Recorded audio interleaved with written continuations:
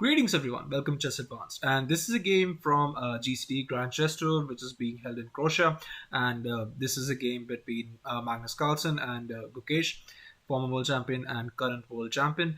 And this was actually said by Magnus in a tweet against Gukesh that he considers him one of the weakest players in this tournament. And actually, this is not the kind of behavior we should be expecting from Magnus because he is the current world champion, and he got there with everything that he had. He gave everything, being the youngest world champion. On that day, Magnus also congratulated Gukesh, and after that, he deleted that tweet as well. But Gukesh always respects Magnus and learns from him, while Carlsen always underestimates him. So let's see how this game goes. So without further ado, let's start this game. Magnus goes for c4. We have e5 and just knight to c3 and bishop to b4.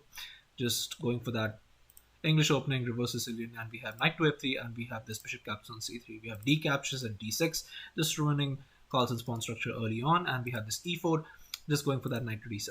And just keeping your options open. You don't want to get this and just get the castles in. You want to try and complicate the position because you are playing with the best player in the world. So even if you are the world champion, you're still playing against the former world champion, which is the highest rated player in the world. So you have to mix it up. So here bishop to d3, but just this knight to c5, just attacking that bishop, and we have bishop back to c2. You don't want to trade the bishop pair early on, and we have this knight to f6, but just this queen to e2. We have a5, definitely trying to mix it up, going for that a5. Sometimes you also push this h5 move. You want to play both sides on the board, but maybe not against someone of Carlsen's caliber. And we have this knight to d2, but just this g6, and we have knight to f1, just remaroonering the knight, getting that knight here somewhere in the position, and maybe just jumping on these squares in the future. So here we have bishop to e6.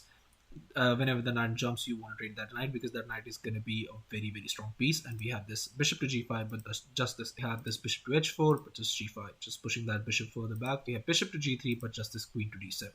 And here, what Carlsen played was this f3, which is not that great a move. Let's just say that, because here the best move would have been just to go for this castles, and here after queen to c6, now you play this f3. Finally getting that f3 in, and after knight to h5, just attacking your bishop. You just don't care about that bishop because that is going to get traded either way, and you cannot save. Trying to save that bishop pair too much is just not something you want to do in a rapid game. Here, knight to e3, and after captures, you have this queenside castles as well. Both players have castles queenside, and we have this g3. Just don't want to allow that h5 move, and we have this rook to h7, and just now this rook, and both players are going to double up on the king side, and both players are going to have chances, and it could be anyone's game. But here after f3, you have this knight to h5, and now after this knight to d3, this knight to e3, now you have this knight is going to jump on a very nice square, and that's going to come with an attack on the queen. So here queen to d2, and just this b5, just opening up lines and trying. What mostly Gukesh should do here is just play this king to e7. Yes, it seems very, very dangerous to play queen to e7, but then you can move the rooks on both sides of the board. Wherever white king moves, you can get that attacking. And here after knight to d5, we have this bishop captures. You want to trade that piece. It's a very strong piece. And here after c captures, now you have this knight to h5. Playing this knight to f4, then going back with the knight to h5. It just isn't a principled idea.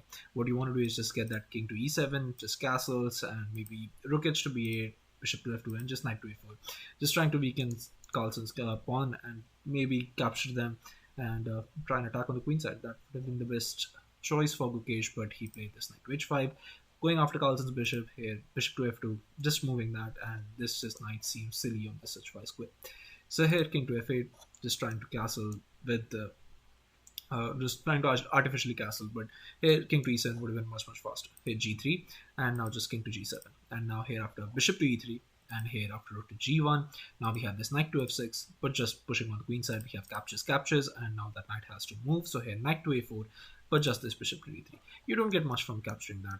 Just that rook is guarding that pawn either way. You're not going to be able to capture that. Even if you push this, sooner or later you're going to get that rook into the game, and both of these would be silly actually trading those pieces. So here just c6, and here after captures, Gukesh continues to push, and he didn't have that much time on the clock, but still he's going for that attack. He definitely wants that win, and we have this d5.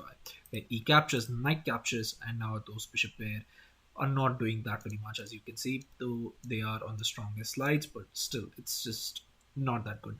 Considering against the knights, This knight is a very, very powerful piece. So here just a3, but here just rook is to d8, and now nicely aligning that rook with against the queen, and we have this rook to c1, but again this rook to d6, and here after bishop captures, now you go for this rook d to c3, and here after bishop to c5 we have this knight captures, and after rook captures, knight captures, you can see that Carlsen has Gukesh has given up one rook for two pieces, and it would have been very, very bad, but against Carlsen, but you can see that these pieces against two knights, I mean, it's always dangerous with two knights. I mean, you're gonna have to be very much careful with the folks. So here just king to f2, but just this knight to b6, and we have queen to d3, but just queen to e6, and now just this rook to c5, just trying to target those pawns but get this rook in and maybe just set up an attack or something of the sort. Here just e4, just pushing it, and I mean, just look at this position. Pawn would have been on hurdle throughout the game. You would have to play a backward game where both of these rooks would have attacked it.